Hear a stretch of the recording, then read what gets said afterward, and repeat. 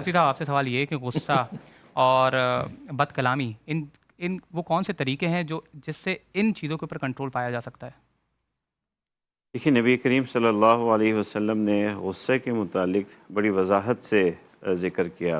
حدیث مبارکہ ہمارے پاس ہے، جب غصہ آئے تو آپ کو ایک تو فوراً اس ماحول سے اپنے آپ کو ہٹا لینا چاہیے۔ کھڑے ہیں آپ، بیٹھ جائیں، بیٹھے ہوئے ہیں آپ، لیٹ جائیں، اور جہاں یہ غصے کا ماحول چل رہا ہے یا جس بات سے ہے وہاں سے آپ ہٹ جائیں۔ یہ وہ ساری چیزیں ہیں جو آپ کو غصے کو وقتی طور پر کنٹرول کرتی ہیں۔ اور اللہ تعالیٰ نے قرآن مجید میں بھی مومنین کی، متقین کی صفت یہ فرمایا کہ وہ غصے کو پی جاتے ہیں، غصے میں آ کر کے کوئی اقدام نہیں اٹھاتے۔ اور یہ غصہ چند منٹ کا ہوتا ہے، آپ نے 10 سے 15 یا 20 منٹ تک اپنے آپ کو کنٹرول کرنا ہوتا ہے۔ اس کے بعد ظاہر سی بات ہے، جس بات پہ غصہ آیا ہے آپ اس پہ بات کریں، بات کرنا منع نہیں ہے، اپنی اظہار کریں، مگر جب عین غصے کی کیفیت ہو، اس کیفیت میں اگر کوئی بھی کام کریں گے تو ندامت آپ کا راستہ دیکھے گی، آپ کو بعد میں نادم ہی ہونا پڑے گا۔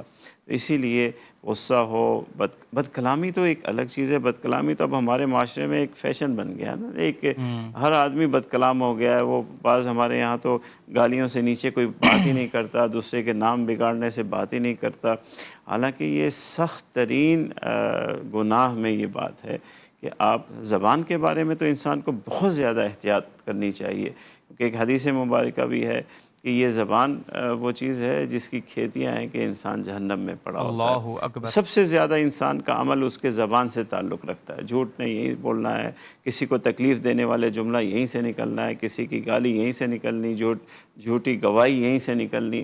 اگر آپ اپنے زبان کو کنٹرول نہیں دے رہے ہیں، اس جی، پہ نہیں نگاہ کر رہے ہیں، تو گویا کہ آپ کے کتنے دن میں ایسے اعمال، آپ فلاں کو چلتے چلتے چھیڑ رہے ہیں، کوئی قد میں چھوٹا نظر آ رہا ہے اس پہ آواز کس رہے ہیں، کوئی بوڑھا نظر آ رہا ہے اس پہ کس رہے ہیں، کسی کو صوفی صاحب کہہ رہے ہیں، کیا ہے یہ؟ تو یہ زبان انسان اپنی کنٹرول کرے، ورنہ جو جملہ آپ کہتے ہیں قیامت کے دن اس کا آپ کو جواب دینا ہے، ایک ایک جملے کا آپ کو جواب دینا ہے۔ اور جھگڑا ہو جائے یا بد کلامی ہو جائے، یہ برکت کو اٹھا دینے والی چیز ہے، اس سے اللہ برکت اکبر! اٹھ جاتی ہے۔ اللہ آپ کے گھر میں اگر آپ بد کلام ہیں یا بد کلامی ہو گئی ہے، یا گھر میں ایسا ماحول بناتی ہے ہر وقت تکرار چل رہی ہے، تو ایسے گھر میں پھر اللہ تعالیٰ کی برکت نہیں آتی۔